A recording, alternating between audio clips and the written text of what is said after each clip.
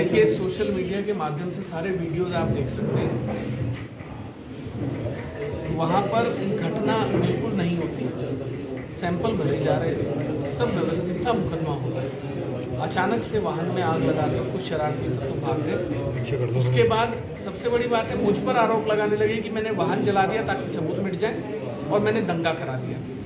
और जो मैंने वीडियो जारी किया है उसे देखने के बाद आज किसी के पास जवाब नहीं है कि एक विधायक अकेला बिना सुरक्षा के 2000 लोगों की भीड़ में पुलिसकर्मियों को भी बचा रहा है, अपने लोगों को भी बचा रहा है, दंगा होने से रोक रहा है, हत्याएं होने से रोक रहा है, लोगों के साथ गंभीर घटनाएं होने से रोक रहा है। कभी आपने ऐसा इतिहास में देखा है कोई विधायक अपनी जान खतरे में डाल के बिना सुरक्षा के इतने हजार लोगों के दंगे के बीच में चला जाए, पथराव रोके, पुलिसकर्मियों को छुड़वाए दंगइयों से, लोगों से, भीड़ से?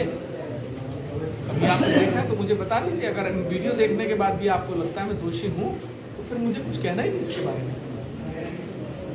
मुझ पर आरोप लगाया जा रहा था कि मैंने वाहन जलवा दिया ताकि सबूत मिट जाए, मुझ पर आरोप लगाया जा रहा था कि मैंने दंगा कराया, पथराव कराया। वीडियो जारी हो चुके हैं।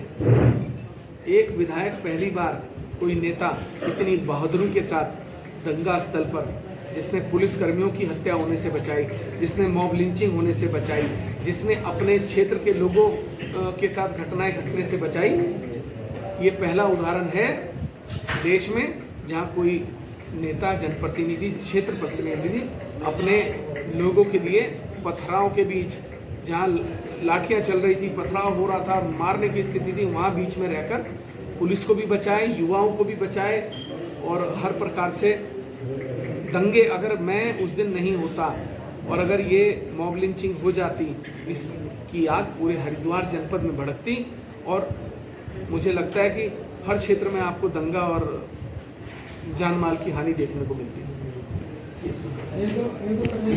पहले तो मैं आप सबका अभिनंदन करता हूं, स्वागत करता हूं कि आज आप अपना मूल्य समय निकाल कर यहाँ आए। ये एक ऐसा विषय है कि आज यहाँ सर्व समाज, जितने भी समाज है, कोई ऐसा नहीं है कि भाई किसी एक समाज के व्यक्ति हैं या एक कॉन्स्टिट्यूएंसी के व्यक्ति हैं या एक किसी विशेष क्षेत्र के लोग हैं। अखबार में पढ़कर या किसी भी प्रकार से पढ़कर कहीं से भी ऐसा जिसको लगा, वो इस यहाँ इकट्ठा हुए हैं और वो अपनी पीड़ा को आपके सामने दर्शा रहे हैं। उनका मतलब यह है, हमारा मतलब यह है कि जिस प्रकार विधायक जी इस मामले को निपटाने के लिए बीच में घुसे और उन्होंने हर प्रकार से प्रोटेक्शन देने की कोशिश की, समझाने की कोशिश की, हर प्रकार से ये कि भाई किसी प्रकार का किसी को कोई नुकसान ना हो, जान का, माल का, इसका कोई भी। लेकिन क्या है कि कुछ लोग, कौन थे वो लोग हम नहीं कह सकते, लेकिन कुछ लोगों ने इस प्रकार की घटना को बहुत ज्यादा अंजाम देने की कोशिश की। लेकिन विधायक जी के अथक प्रयास और उनके प्रयत्न से बहुत कुछ संभला मामला और बहुत मतलब विधायक जी ने जितना कर सकते थे उतना किया। मैं तो ये कहता हूं कि मैं विधायक जी की प्रशंसा करता हूं और उन्होंने इस तरीके से अपनी जान जोखिम में डालकर कि भाई किसी को पत्थरबाजी से बचाने के लिए, किसी पुलिस को, उनके जकड़े हुए थे लोग, जकड़े हुए थे, उनसे छुड़ाने के लिए उन्होंने वो काम किए। मांग क्या है? हमारी मांग ये है कि जिस प्रकार उनको भी नामजद किया गया, विधायक जी को भी, वो नहीं होना चाहिए। निष्पक्षता से जांच होनी चाहिए थी, निष्पक्षता से नाम आने चाहिए थे, या जो असली दोषी हैं उनको पकड़ो, उनको गिरफ्तार करो। जो हमारी इस समरसता को भी खराब करना चाहते हैं, हमारा ये एक बहुत बड़ी दुर्घटना बन सकती थी।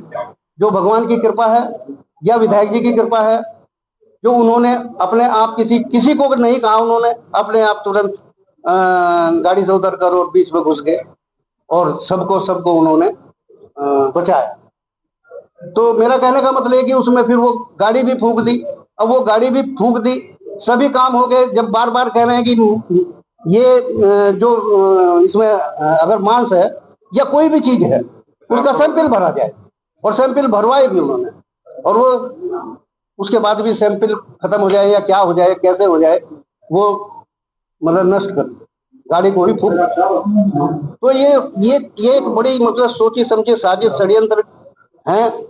मैं तो कहूंगा कि विधायक जी के खिलाफ षड्यंत्र है, क्योंकि विधायक जी इस तरीके से जिस तरीके से मतलब सब घेर रहे थे, विधायक जी को ही दोषी करार दे दिया, विधायक जी को ही बदनाम करने की कोशिश जारी है। आजकल सोशल मीडिया पे उनके खिलाफ पता नहीं किस किस प्रकार की टिप्पणियां आ रही हैं। तो वो सब, उसके लिए मैं आप लोगों से अपील करना चाहता हूं, निवेदन करना चाहता हूं, प्रार्थना करना चाहता हूं कि भाई ये अपने इस कम से कम जनपद की समरसता को बनाए रखने के लिए अपने लोगों को में इस प्रकार के कोई भेदभाव नहीं होना चाहिए। कौन हिंदू है, कौन मुसलमान है, कौन क्या है, ये सब कुछ नहीं होना चाहिए। और जो असली दोषी है उनको पकड़ना चाहिए, उनको सजा मिलनी चाहिए, ताकि वो आगे इस प्रकार के कुकृत्य में शामिल ना हो।